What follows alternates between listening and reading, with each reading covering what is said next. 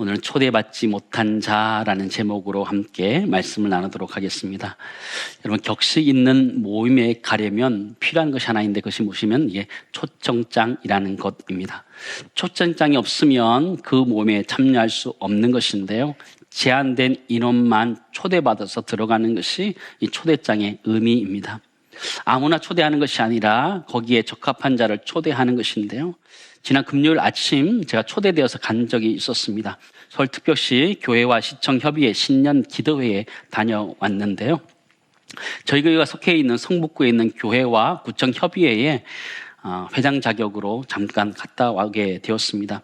25개 구에 있는 교회의 회장단들과 또 함께 모여서 기도하는 시간들이었는데요.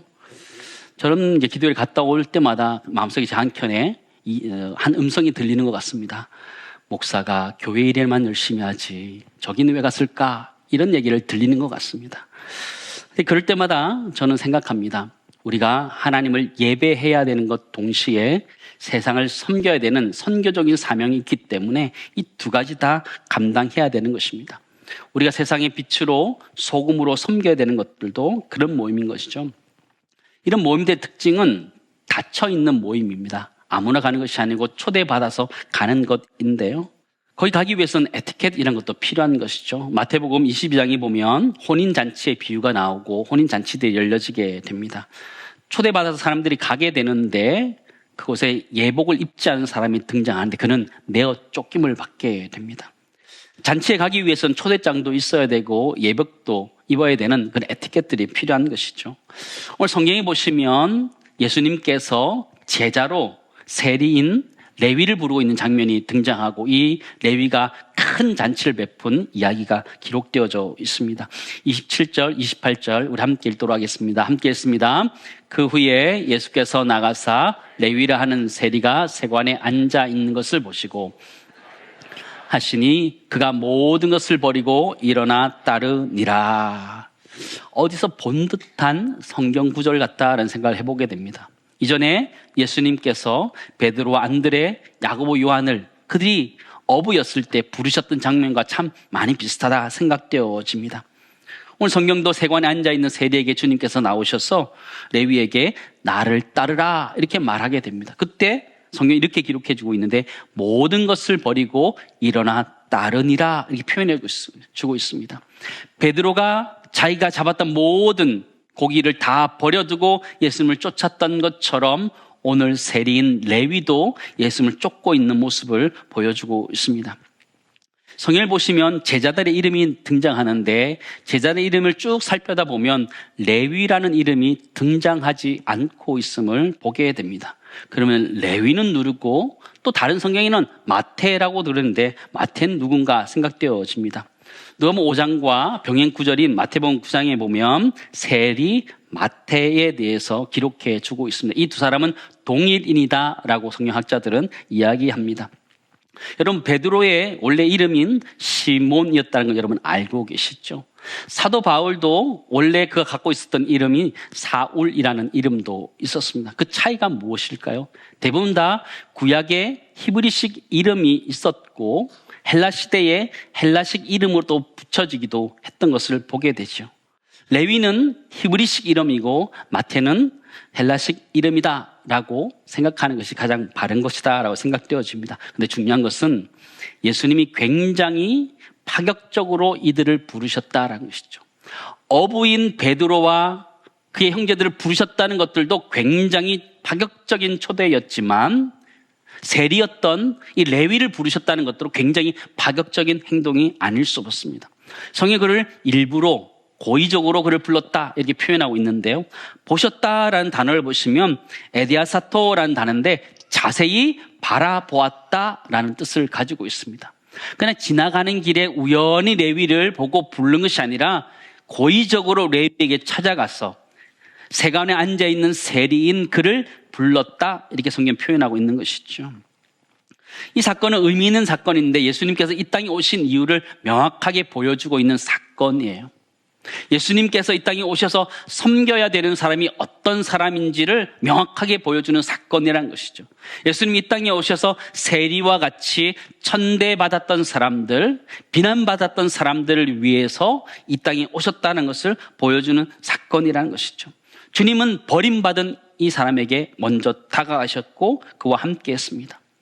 우리 모두가 아는 것처럼 그 당시 세리라는 이 직업은요, 로마의 편승에서 유대인들을 괴롭히는 사람들이었습니다. 죄인과 동일시되는 사람이었다라는 것이죠. 근데 재미있는 것은 이 세리인 레위가 즉각적으로 순종합니다. 예수님께서도 파격적으로 그를 부르셨지만 이 세리인 이 레위도 파격적으로 주님을 따르고 있는 모습을 우리는 보게 됩니다. 레위는 자신의 집으로 주님을 초대하고 있습니다. 초대하고 있어요. 성경 많은 사람이 참여했다 이렇게 표현해 주고 있는데요. 29절 30절 말씀 보실까요? 같이 읽습니다. 레위가 예수를 위하여 자기 집에서 큰 잔치를 하니 세리와 다른 사람이 많이 함께 앉아 있는지라. 바리새인과 그들의 서기관들이 그 제자들을 비방하여 이르되 너희가 어찌하여 세리와 죄인과 함께 먹고 마시느냐 이렇게 물어보는 거죠. 29절에 보면 세리와 다른 사람이 많이 함께 앉았다 그랬는데요. 30절에서는 그렇게 표현하지 않고 바리새인들은 세리와 죄인과 함께 했다 이렇게 표현하고 있는 거죠. 바리새인들은 세리와 함께 있는 사람들 모두 싸잡아서 죄인 취급한 것이죠. 그들이 가지고 있었던 고정관념들, 그 시대의 상황들 속에서 모두 죄인 취급했던 것을 우리는 보게 되죠. 예수님은 일부러 그 잔치에 참여하였고 죄인이라고 손가락 받는 그들과 함께 하셨음을 보게 되는 것이죠. 근데 그 자리는 단순히 식사하는 자리가 아니라 변화된 레위의 모습을 제대로 볼 수 있는 그런 장소였고 시간이었다는 것을 우리가 알 필요가 있습니다. 여러분, 삭개오의 이야기 여러분 잘 아시죠? 삭개오는 세리장이었습니다. 이 세리 레위보다 훨씬 더 직급이 높았던 사람으로 보아집니다. 근데 삭개오가 주님으로부터 부름받았을 때 그의 삶이 완전히 변화되게 됩니다. 그가 무엇이라고 얘기하냐면 자신의 재산의 절반을 팔아서 가난한 자들에게 나눠주겠다 이야기합니다. 그리고 남의 것을 빼앗은 것이 있으면 4배나 갚겠다 공포하죠. 완전히 변화된 모습을 보여주는 것이죠. 삭개오가 벌였던 큰 잔치의 의미는 자신이 변화되었음을 보여주는 현장이었다면 아마 세리 레위가 펼쳤던 이 잔치도 아마 그런 잔치였을 것이다 생각되어집니다. 그러나 바리새인들은 동의할 수 없었던 것이죠. 바리새인과 서기관들은 초대를 받지 못했습니다. 아마 초대가 되었어도 그들은 거부했을 것입니다. 왜냐하면 세리이기 때문에, 죄인이기 때문에 가까이 가면 부정하다라는 생각 때문에 그들과 거리를 두고 있는 모습을 보게 되죠. 그러나 주님은 그들과 거리를 두기보다는 더욱더 죄인된 그들에게, 세리인 레위에게 다가가셨을 뿐만 아니라 그를 제자로 불렀다라고 오늘 성경은 우리에게 이야기해 주고 있어요. 세리와 죄인은 그 당시 사람들이 꺼려했던 존재들이에요. 나병 환자들을 사람들이 부정하다 생각하면서 멀리 했던 것처럼 세리와 죄인을 멀리 했던 그 당시에도 주님은 그들을 향해서 다가가셨음을 보여주고 있어요. 근데 일부러 주님이 다가가신 것이다. 그렇죠. 우리 지난 시간에 살펴보았던 것처럼요. 중풍병자를 고쳤던 주님의 뭐라고 고쳤냐면 일어나 내 침상을 가지고 집으로 가라 말씀하시면 되는데 그렇게 하지 아니하시고 뇌제 사함을 받았다라는 얘기를 먼저 하셨어요. 왜 그 얘기를 하셨어요?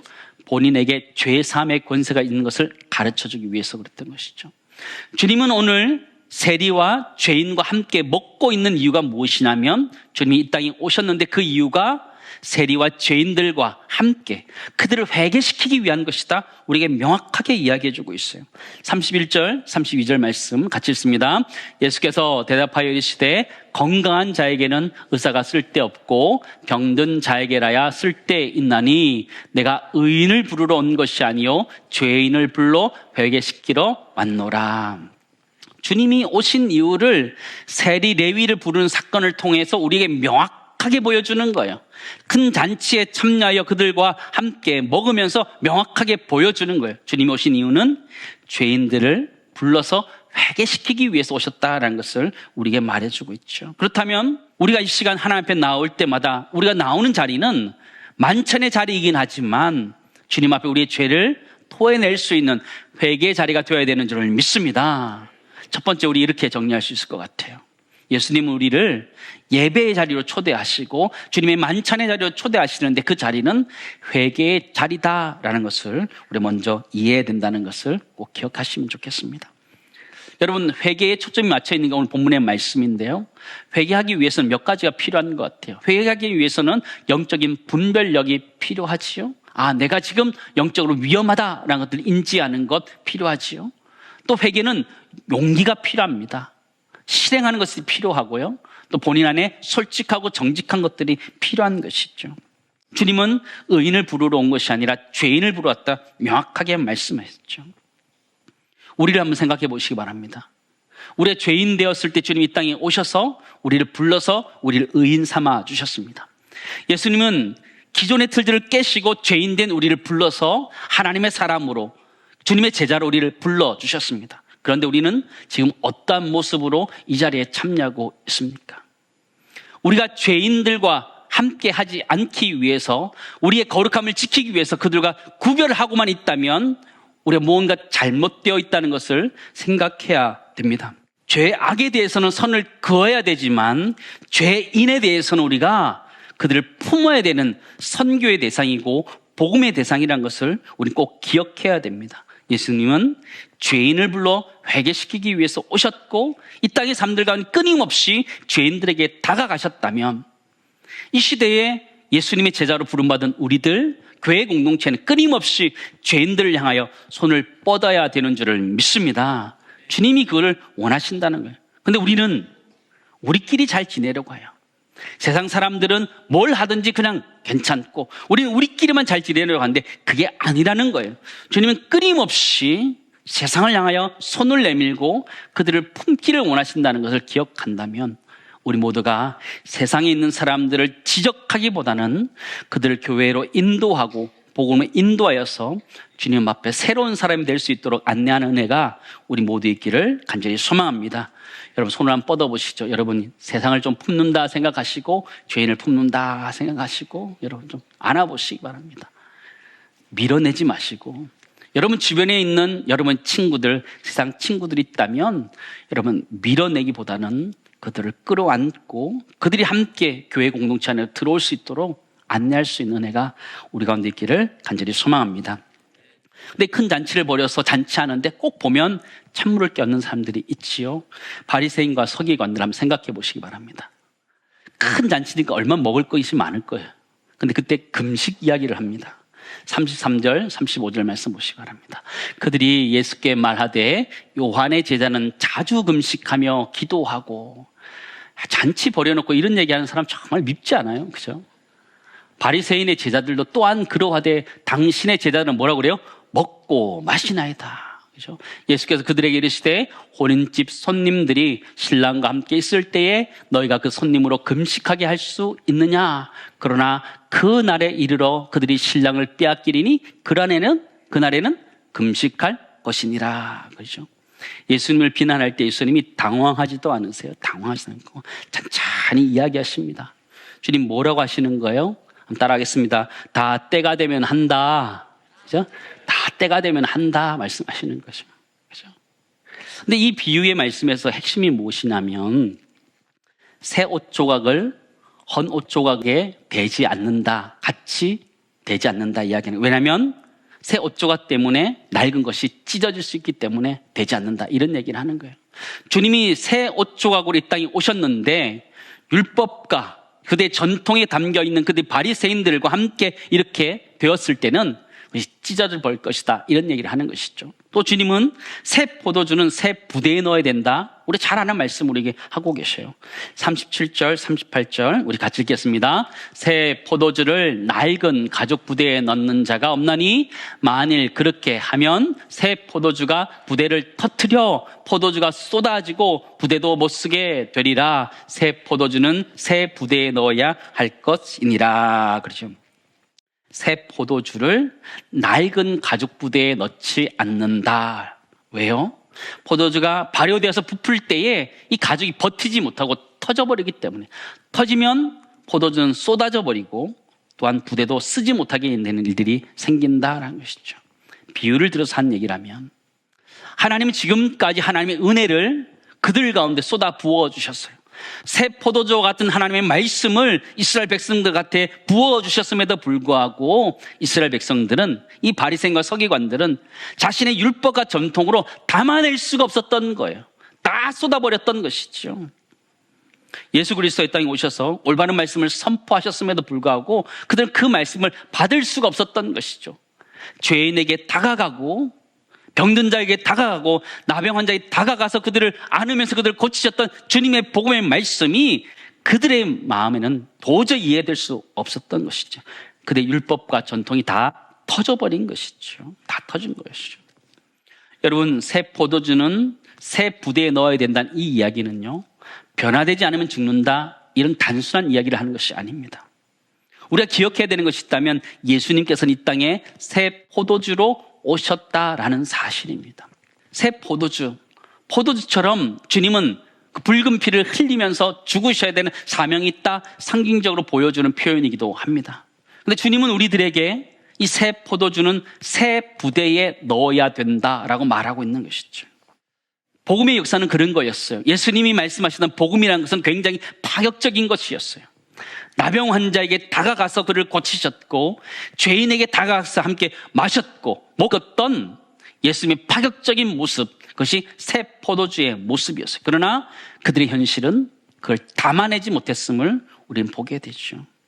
사랑하는 성도 여러분, 주님은 지금 이 시간 우리들에게 새 부대가 되라, 우리에게 말씀하시는 거예요. 새 부대가 되라. 내가 가지고 있었던 생각, 내가 경험했던 것들, 그것 말고 그것을 뛰어넘는, 정말 복음을 담아낼 만한, 새 포도주 되신 예수 그리스도의 사랑을 담아낼 만한 부대가 되라, 우리에게 요청하는 줄을 믿습니다. 두 번째, 우리 정리하면 예수님은 이 땅에 무엇으로 오셨다고요? 새 포도주로 이 땅에 오셨어요. 그리고 우리를 새 부대로 초대하셨다라는 것을 여러분 꼭 기억하시기 바랍니다. 베드로와 레위는 주님 앞에 그렇게 부름받아서 그걸 담아내는 새 부대가 되었습니다. 주님 앞에 그들은 결단과 순종함으로 그 부대가 되었는데, 우리에게도 그것이 필요한 것이죠. 사랑하는 성도 여러분, 우리 모두가 주님의 새로운 부대가 될 수 있기를 간절히 소망합니다.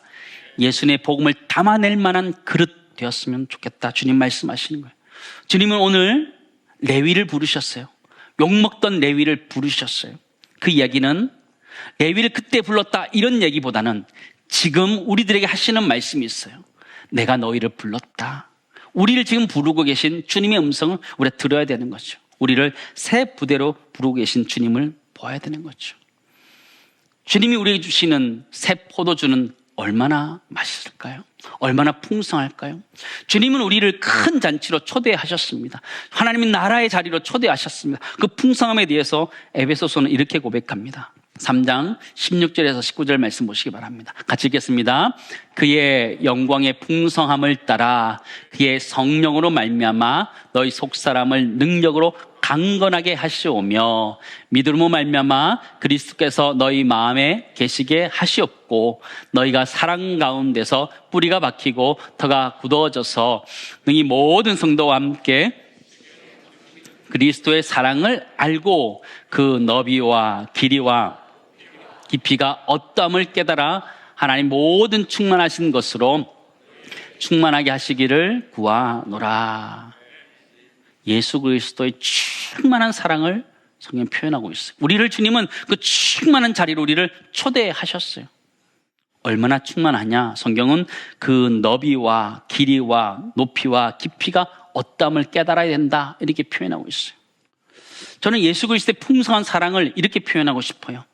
예수 그리스도의 풍성한 사랑의 넓이가 어느 정도 넓으냐?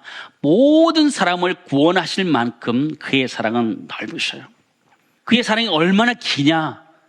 태초부터 영원까지 무한하신 그의 풍성한 사랑, 우리는 보게 됐죠. 예수 그리스도의 높으신 사랑, 하늘에서부터 이 땅을 내려보이기까지 그 높은 하나님의 사랑, 그것이 주님의 사랑인 거예요. 그 깊이는 죽음의 자리까지 내려가기까지 우리를 깊이 사랑하신 그 사랑을 우리는 보게 되죠. 예수 그리스도의 사랑은 그런 것이요, 새 포도주는 그런 것이요. 그렇다면 우리는 그것을 담을 만한 그릇이 되어야 되는 줄을 믿습니다. 예수님의 넓은 사랑, 모든 사람을 구원할 만한 넓은 사랑이 우리들에게 있어야 되고, 처음부터 끝까지 끊임없이 사랑하셨던 주님처럼 끝까지 사랑하는 그 사랑이 우리 가운데 있어야 되고요. 땅에서 하늘의 보좌까지 이르는 그 높은 하나님의 사랑으로, 지고 지순한 그 사랑으로, 변함없는 그 사랑으로 우리는 사랑해야 되고요. 하늘의 보좌를 버리고 죄인된 자리, 죽음의 자리까지 이르렀던 주님의 그 깊으신 사랑을 우리가 기억한다면 우리 모두가 그런 사랑을 소유할 수 있기를 간절히 소망합니다. 주님은 우리에게 이 시대 가운데 부탁하고 계셔요. 내가 새 포도주로 왔다. 넓고 깊고 긴 그 큰 하나님의 사랑을 가지고 이 땅에 왔다. 이것을 담아낼 새 부대가 되어 달라 우리에게 요청하고 계시는 거죠. 사랑하는 성도 여러분, 이 시대를 사랑하는 우리 모두가 그것을 담아낼 수 있는 큰 그릇, 큰 부대가 될 수 있기를 간절히 소망합니다. 때로는 교회에 내가 생각하지 못했던 사람들이 올 수 있어요. 술 취한 사람도 올 수 있고, 그죠? 냄새 나는 사람이 올 수도 있고, 전혀 예상치 못했던 사람들 올 수 있고, 또 동성애자들이 올 수도 있어요. 그럴 때 우리가 배척하는 것이 아니라 그들 우리가 품에 품고 그들 주께로 인도해 갈 수 있는 은혜가 우리 모두 있기를 간절히 소망합니다. 우리의 생각, 판단들을 뛰어넘어서 우리의 용량을 훨씬 더 크게 열어서 주님이 우리 교회를 사용하시도록 드리고 우리를 사용하 드릴 수 있는 은혜가 우리 모두 있기를 간절히 소망합니다. 사랑하는 성도 여러분, 주님은 이 땅에 새 포도주로 오셨습니다. 그것을 담아낼 사람을 찾으시고 담아낼 교회를 찾으십니다.